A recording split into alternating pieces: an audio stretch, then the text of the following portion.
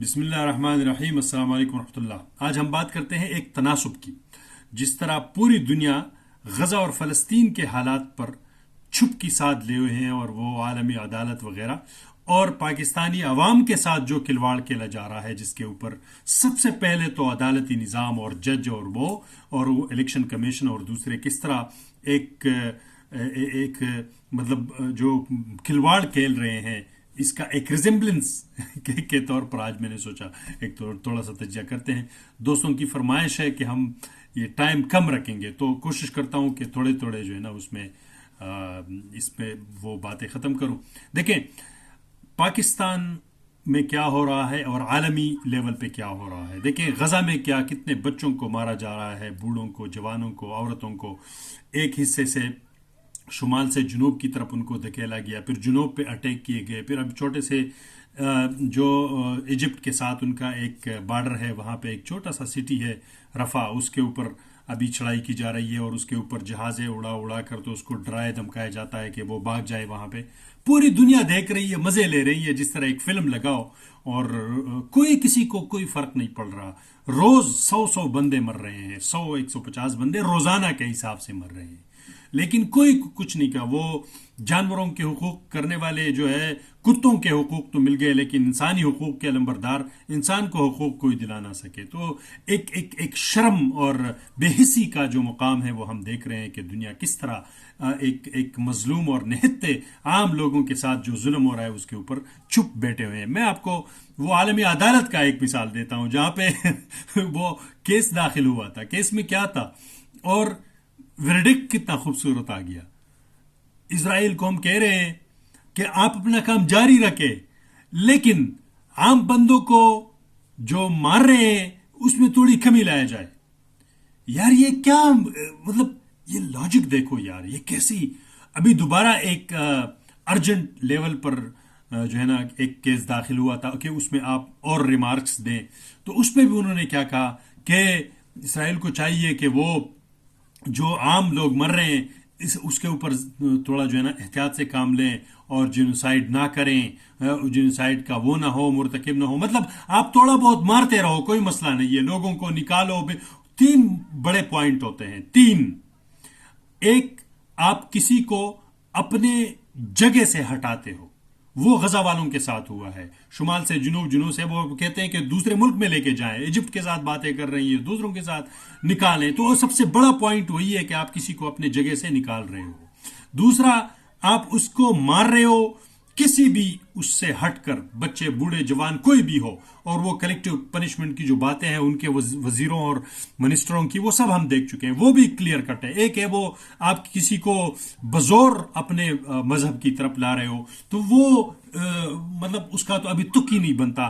तो main points है वो तो क्लियर हो चुके हैं, लेकिन फिर भी वो जिनोसाइड नहीं है, तो पूरी दुनिया चुप है। यूरोप कह रही है उसको, यार आप कोशिश करें कि कैजुअलिटीज कम हो, मतलब आप जारी रखो, मारो, लेकिन कैजुअलिटी कम हो। यार ये कोई कहाँ का है, कैसे ये एक इंसानी सोच कहाँ पहुंच गया है। मैं हैरान हूं इन चीजों के ऊपर। दूसरा, अब उस पे जो पूरी दुनिया की जो जो जो जमीर है और इंसानियत है वो तो हार चुकी है, बात खत्म हो चुकी है। और ये किताबें और ये लेक्चर्स और ये सारे कुछ यूनिवर्सिटियां जला दो, खत्म करो, कोई फर्क ही नहीं है, इंसानियत का नाम कोई जो है ना वो नजर नहीं आ रहा। दूसरा, हम आते हैं पाकिस्तान की आवाम के साथ वही खिलवाड़ खेला जा रहा है। अब आप उसको किसी भी तरीके से दीवार के साथ लगाओ। उन्होंने चुपचाप के आराम से अमन के साथ वोट के साथ अपना वो कर दिया, इजहार किया, उसको भी कुचला गया, उसको भी नहीं सुना जा रहा। और एक आप देखें, चीफ जस्टिस का नाम लिया जा रहा है और इलेक्शन कमीशन के चीफ का नाम लिया जा रहा है कि इस रिगिंग में वो शामिल है, इस करप्शन में जो जो धांधली हुई है। अब वो दोनों, एक तरफ मैं हैरान हूं, ये चीफ जस्टिस साहब, आप तो कह रहे हैं कि मैं ना सोशल मीडिया देखता हूं, न मेन स्ट्रीम मीडिया देखता हूं। अब अगले 10 मिनट बाद आप आके खुले मैदान में आके लोगों को अलाउ करते हो कि आ जाओ भाई इंटरव्यू देना है। पहले तो आप किसी को अलाउ नहीं करते होते हो। ये देखिए, वो हमारे बचपन में हम किताब पढ़ते थे, एक सेकंड या थर्ड के क्लास में, कि एक कहानी थी कि वो किसी ने चोरी की थी, तो बादशाह ने हर एक को दो दो जो है ना वो चिड़ी हाथ में पकड़वा दी और कह दिए कि आप लोग सो जाएं, सुबह जो उठेंगे जिन्हें ने चोरी की है उसकी चिड़ी जो है ना वो 2 सेंटीमीटर बड़ी हो जाएगी। तो जो हकीकी चोर था उसने अपनी चड़ी 2 सेंटीमीटर काट दी थी सोने से पहले, क्योंकि वो सोच रहा था कि मैं उठूंगा तो ये तो 2 सेंटीमीटर बड़ी होगी तो मैं तो पकड़ा जाऊंगा। उन्होंने अपनी वो काट दी, सुबह पता चल गया कि कौन है। अब जो कमिश्नर आ गया है उन्होंने चड़ी काट दी है, अब चड़ी चड़ी काट दी गई है, खुदा का नाम ले यार। अब क्या कर रहे हैं आप? वो आके चीफ जस्टिस कह रहा है हम तहकीकात करेंगे। खुदा का नाम लो यार, वो कहता है हम दोनों तहकीकात करेंगे, इलेक्शन कमीशन जिनके ऊपर इल्जाम है। अब फिर तो आप इमरान खान को भी निकालो ना जिनके ऊपर इल्जाम है। वो तो खुद कह रहा है कि मुझे आओ हमारे साथ जो है ना वो 9 मई हो, दूसरे वाकयात हो, जो भी हो, इसके ऊपर तहकीकात करे ना। तो फिर उसको तो आप नहीं मान रहे, उसको तो ये क्या बात हुई? किसी भी मुल्जिम को, पूरी जो मुल्क के अंदर है किसी के ऊपर इल्जाम है, सबको निकालो, अपना खुद वो तहकीक करे और वो बताएंगे कि वो उन्होंने ये गुनाह सरजद किया है या नहीं किया है। अजीब बात है, ये मुल्क का चीफ जस्टिस है। मैं हैरान हूं यार, मुझे मतलब किस तरह एक इस तरह बंदा एक चीफ जस्टिस बन चुका है। ये बहुत बड़ी एक मतलब एक अलमिया है। मैं सच्ची बात बताऊं, ये बहुत ही एक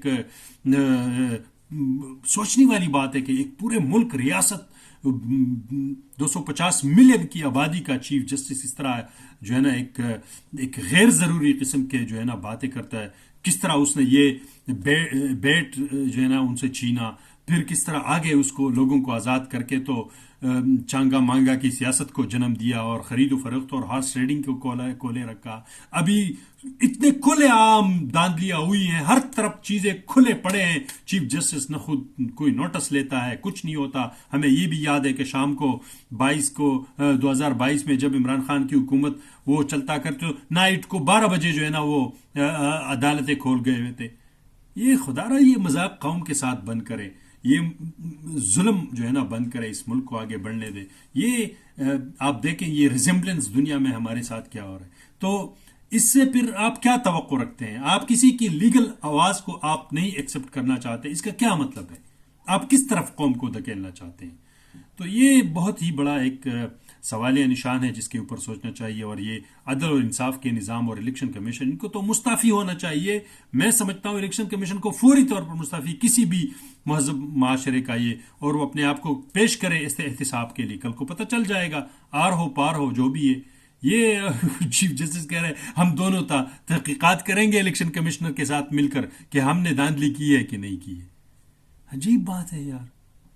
पाकिस्तान जिंदाबाद।